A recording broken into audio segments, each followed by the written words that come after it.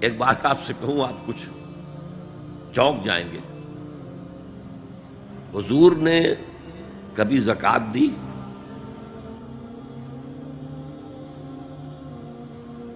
کبھی نصاب کے بقدر پیسہ آپ کے پاس جمع ہوا کہ آپ پر زکوٰۃ واجب ہوتی؟ کیسی عجیب بات ہے. ارکان دین میں سے ایک رکن سرے سے غائب. کبھی آپ نے مال رکھا ہی نہیں. حضور کا اسوہ ہم جانتے ہیں، مسواک کر لی ہے، پانچے جو ہے ٹخنے سے اوپر کر لیے ہیں، یہ اسوہ ہے. ہاں ہے، یہ بھی ہے، ٹھیک ہے، سنت ہے. اسوہ تو یہ ہے. اور صرف آپ کا نہیں، جنہیں ہم کہتے فقراء صحابہ، ابو ہریرہ، ابو ذر، سلمان فارسی، علی رضی اللہ تعالی عنہم اجمعین، یہ فقراء صحابہ میں سے تھے. کبھی کچھ نہیں رکھا اپنے پاس. میں نے بتایا تھا آپ کو شاید کہ حضرت علی کی جب شادی ہو رہی تھی حضرت فاطمہ سے، کوئی مکان تھا ہی نہیں، کہاں لے کے جائیں. ایک انصاری نے ایک حجرہ دیا ہے اپنے مکان کا، اس میں حضرت فاطمہ ودا ہو کر گئی. He didn't have any home. ابو ذر وہ تو دوسری انتہا کو چلے گئے تھے.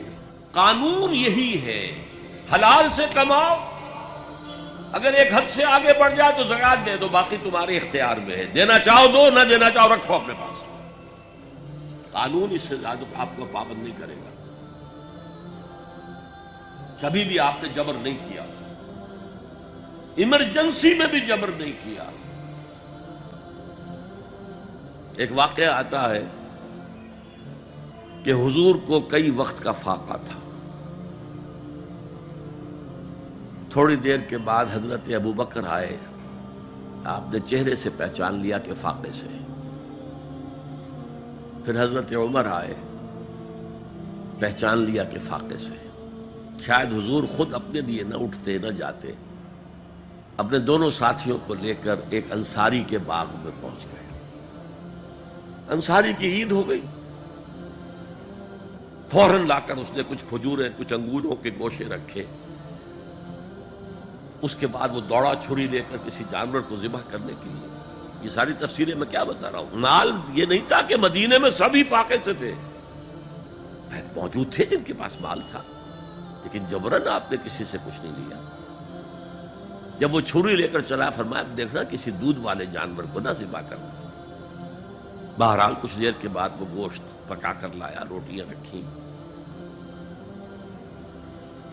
اس کے بعد حضور نے ایک روٹی پر چند بوٹیاں رکھ کر کہا یہ عائشہ کو دے آؤ، اسے بھی کئی وقت کا فاقہ ہے.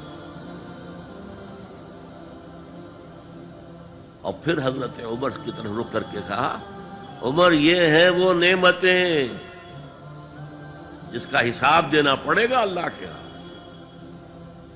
وَأَمَّا بِنِعْمَةِ رَبِّكَ فَحَدِّثْ، اور یہ جو فرمایا گیا الہاکم التکاثر میں، نعمتوں کا حساب لیا جائے. وَلَا تُسْأَلُنَّ يَوْمَئِذٍ عَنِ النَّعِيمِ، فرمایا یہ نعمتیں. تو یہ ہے اصل میں انفاق کا معاملہ.